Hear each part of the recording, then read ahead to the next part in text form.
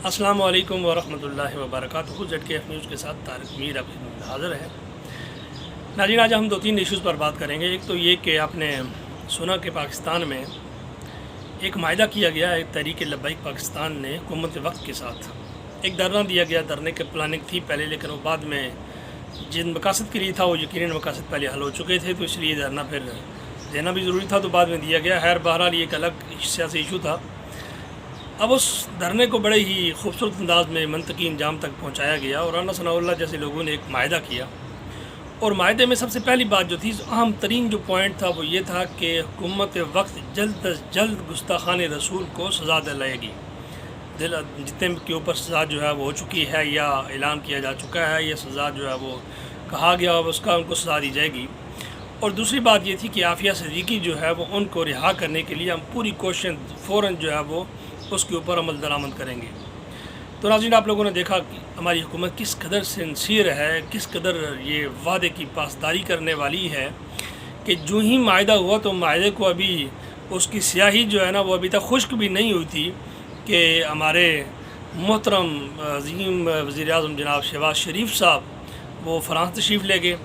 चूँकि आप जानते हैं कि फ़्रांस के सदर का जो इशू था गुस्ताखान रसूल के हवाले से, गुस्ताखी रसूल के हवाले से, वो पूरी दुनिया पर एक मेजर इशू था। तो इसलिए हमारे वज़ीर-ए-आज़म सरदार जनाब शहबाज शरीफ साहब सबसे पहले आप फ़्रांस तशरीफ़ ले गए हैं और वहाँ पर उन्होंने फ़ैसला किया कि हम गुस्ताखों को सज़ा देने का जो सिलसिला है वो वहाँ से ही शुरू करेंगे और उन्हीं की धरती पर जाकर सज़ा देंगे। फिर वहाँ वो तशरीफ़ ले गए, फिर उन्होंने वहाँ पर सज़ा भी दी। वो सज़ा के मनाज़र भी आपने यकीनन देखे होंगे सोशल मीडिया पर, इलेक्ट्रॉनिक मीडिया पर, कि वो किस अंदाज़ में फ़्रांस के सदर को जो है ना वो सज़ा दे रहे हैं। और इसी तरह फिर वो हो सकता है वहाँ से अमेरिका भी जाएँ, आफिया सिद्दीकी को भी रिहा करके अपने साथ लाएँ। तो नाज़रीन, माजी की तरह मैं फिर यही कहूँगा कि एक बार फिर बहुत बड़ा धोखा खाया है हमारे तहरीक लब्बैक पाकिस्तान ने, चूँकि उनसे जो वादे किए गए हैं वो वादों की न सिर्फ खुल्म खुला खिलाफ वर्जी की गई है बल्कि उसका मजाक उड़ाया गया है। और दूसरी बात नाज़रीन जो अर्ज़ करने लगा हूँ वो ये कि आप जानते हैं कि आबदोस डूबी, उस आबदोस के ऊपर लोगों ने मुख्तलिफ़ कमेंट्स किए, अच्छे भी किए, बुरे भी किए। आज मैंने जो मारूफ़ एंकर हैं हमारे, एक जावेद चौधरी साहब, जिनको कभी किसी दौर में बहुत सुना करता था मैं, उन्होंने जनाब एक बात कही तो बड़ी अजीब सी मुझे उनकी बात लगी कि वो फरमा रहे हैं जी कि असल में आबदोस डूबी और इस पर लोगों ने तबसरे किए, लोगों ने बड़े नेगेटिव तबसरे किए कि उन बाप बेटे को इतने पैसे ज़ाया नहीं करने चाहिए थे, ये पैसे गरीबों को देने चाहिए थे, ये करना चाहिए था, वो करना चाहिए था। तो कहने लगे जी लोगों ने जानते हैं ये ज़बानें क्यों इस्तेमाल की, उन्होंने ये ज़बानें जो है वो इमरान ख़ान की वजह से इस्तेमाल की हैं। चौधरी साहब, मुझे तो आपकी दिमाग पर भी जो है ना शक होने लगा है यार, कुछ तो लगता है वो शहबाज शरीफ लोगों की तरह आपके दिमाग पर भी इमरान ख़ान जो है सवार हो गया है। अगर किसी बंदे ने ये बात कही है जनाब चौधरी साहब कि ये पैसे उनको बजाय वहाँ ज़मीन के जो समंदर की गहराइयों में जाकर टिकट ख़रीद कर मरने के लिए देने के बजाय अगर वो ये पैसे गरीबों को दे देते तो क्या हर्ज था, जो पाकिस्तान के हालात हैं आपके सामने हैं। और फिर ये बात कहना जी कि ये कि जो है वो इमरान ख़ान ने ये लोगों को तरबियत ऐसी की है तो इसलिए लोग ऐसे कमेंट्स करते हैं। तो माज़रत के साथ मैं तो ये कहूँगा कि इसको शऊर कहते हैं, जिस शऊर की दौलत से शायद चौधरी साहब आप जो है वो अभी तक महरूम हैं। कोशिश करें कि आप भी उस दौलत के जो है ना वो लालच से निकलें कि जहाँ से आपको मालदार लोग पैसे फराम करते हैं बोलने के, उससे निकलें और शऊर को इस्तेमाल करें। ये लोगों का ये शऊर जो इमरान ख़ान ने दिया तो अपने पास से उसने नहीं दिया।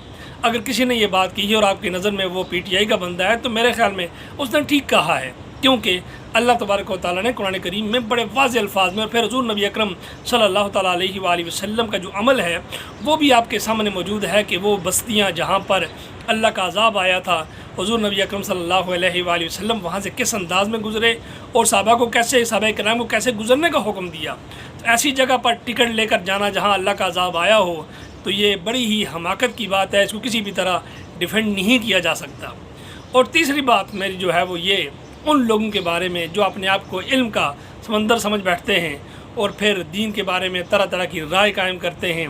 आपने देखा कि आप दो समंदर की गहराइयों में थी और समंदर की गहराइयों में चलने वाला ये सवारी है जो सबसे ज़्यादा नीचे चलती है और खूब बड़ी ही बेहतरीन अंदाज में चलती है, वो भी डूब गई। कब डूबी? जब उसका राब्ता जो है वो कंट्रोल रूम से टूट गया।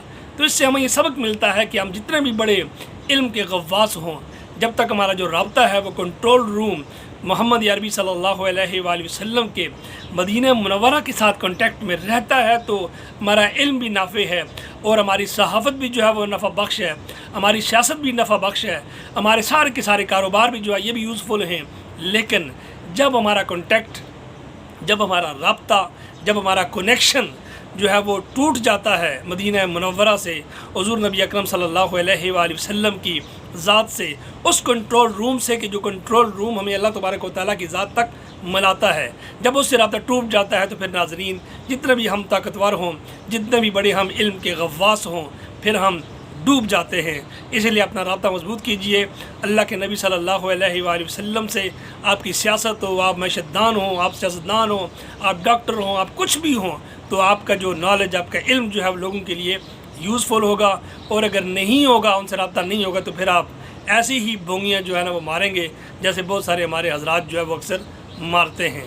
اللہ تعالیٰ ہم سب کو عمل کی توفیق عطا فرمائے۔ السلام علیکم ورحمۃ اللہ وبرکاتہ۔